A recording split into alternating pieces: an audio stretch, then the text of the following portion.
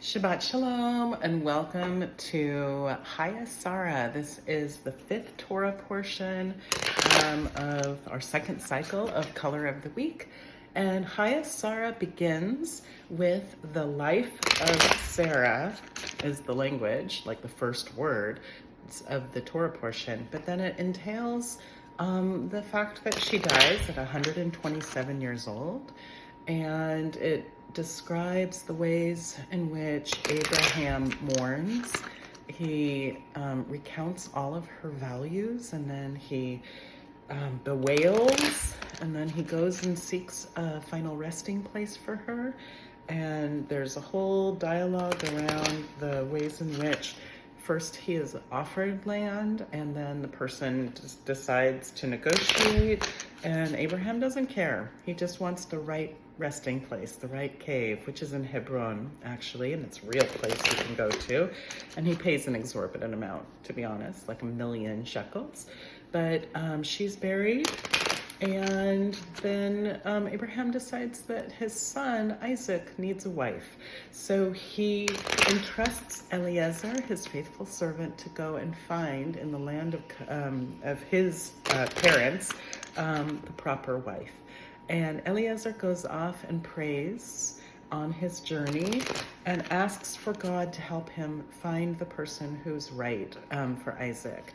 And when he arrives at a settlement, there's a young woman, and he asks her for water. And she immediately rushes and gives him water. This is Rebecca. And then says, and I will make sure to give all of your camels water until they're full. And this kindness is just a ding, ding, ding for Eliezer, as he knows that this represents Sarah's highest value of kindness.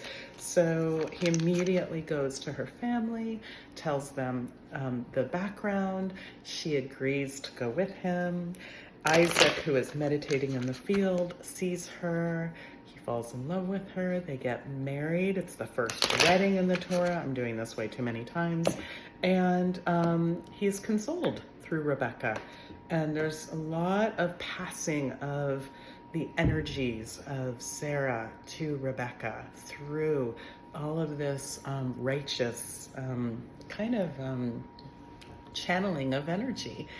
And Abraham dies. He is buried in the same resting place as Sarah, and that is the story of continuity through this Torah. So we're going to climb the mountain and see what the cards have to say about Chayei Sarah.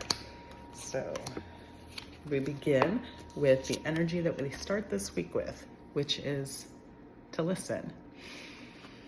And that's the foundation. And definitely there is an understanding that the relationship between Abraham and God is one of divine connection.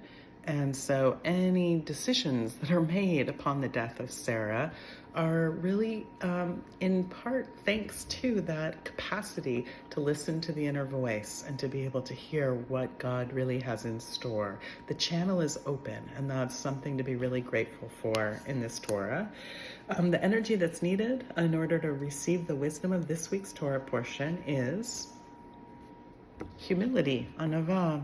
So that is to understand that there is a deeper, connection to something greater. So certainly Eliezer saying yes. I think there's Rashi says that he kind of wanted for his daughter to marry Isaac, but he says yes to Abraham, and he goes off on this big journey, super far, to go find the right woman for Isaac.